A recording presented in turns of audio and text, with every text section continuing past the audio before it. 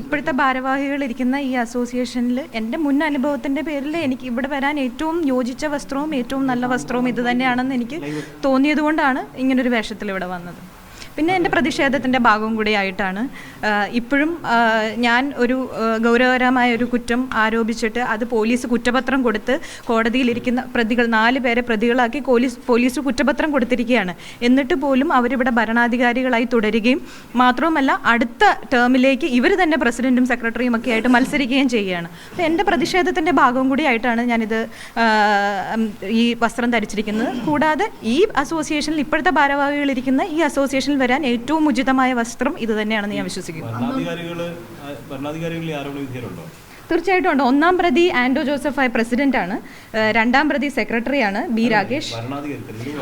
വരണാധികാരി ഇല്ല, അതൊരാളല്ലേ ഉള്ളൂ, അത് പുറത്തു നിന്നുള്ള വ്യക്തിയാണ് വരണാധികാരി. ഞാൻ പറയുന്നത് ഭരണാധികാരികളെ കുറിച്ചാണ്, ഇവിടുത്തെ അസോസിയേഷൻ ഭരണാധികാരികളെ കുറിച്ചാണ് ഞാൻ പറഞ്ഞത്.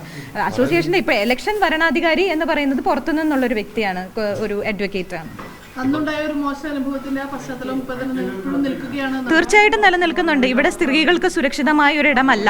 സ്ത്രീകൾക്ക് എൻ്റെ കൂടെ തന്നെ ഇപ്പം മറ്റൊരു സ്ത്രീ നിർമ്മാതാവും കൂടെ ഉണ്ട്. ഇവിടെ സ്ത്രീ നിർമ്മാതാക്കൾക്കെന്നല്ല, സ്ത്രീകൾക്ക് പൊതുവെ വരാൻ ഒരു സേഫ് ആയിട്ടുള്ള ഇടമല്ല ഇന്ന് പ്രൊഡ്യൂസേഴ്സ് അസോസിയേഷൻ.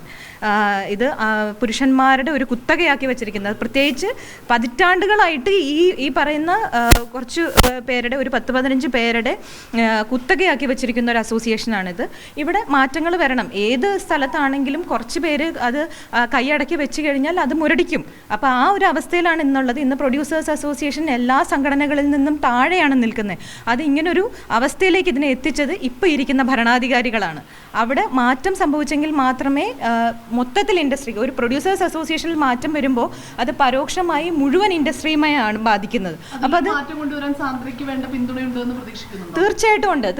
പ്രൊഡ്യൂസേഴ്സ് അസോസിയേഷനിൽ ഇപ്പം ഞാൻ ഇലക്ഷന് ഈ മത്സരിക്കുന്ന വേളയിൽ ഞാൻ എല്ലാവരുമായിട്ട് സംസാരിച്ചതെന്ന് എനിക്ക് മനസ്സിലാക്കിയത് ഒരു ഭരണവിരുദ്ധ വികാരം ഇവിടെ വളരെ ശക്തമായിട്ടുണ്ട്. മാത്രവുമല്ല നമ്മളൊരു പാനലായിട്ട് തന്നെയായിരിക്കും മത്സരിക്കുന്നത്. ഇത് മാറ്റം വരേണ്ടത് അനിവാര്യമാണ്. അത് എല്ലാവർക്കും, ഇത് ഈ നിർമ്മാതാക്കളുടെ സംഘടനയിലുള്ള എല്ലാവർക്കും ബോധ്യമുള്ളൊരു കാര്യമാണ് ഇവിടെ ഒരു മാറ്റം വരണം എന്നുള്ളത്. പാനൽ ഇപ്പോൾ അതൊക്കെ അറിഞ്ഞാൽ പോരെ. അത് എൻ്റെ പേര് നിർദ്ദേശിച്ചേക്കുന്നത് എൻ്റെ ഫാദർ, ഇവിടുത്തെ ഒരു പ്രൊഡ്യൂസർ തന്നെയാണ്. 2ാമത് ചെയ്തിരിക്കുന്നത് ഷീല ചേച്ചിയാണ്. തീർച്ചയായിട്ടും ഉണ്ട്. അല്ല, ഞാൻ പ്രൊഡ്യൂസേഴ്സ് അസോസിയേഷനിലേക്ക് വരാൻ വേണ്ടി ഈ വസ്ത്രം അത് ഇപ്പോഴത്തെ ഭരണാധികാരികൾ ഇരിക്കുന്ന അസോസിയേഷനിലേക്ക് വരാൻ ഇത് ചൂസ് ചെയ്തു എന്നുള്ള മാത്രമേ ഉള്ളൂ.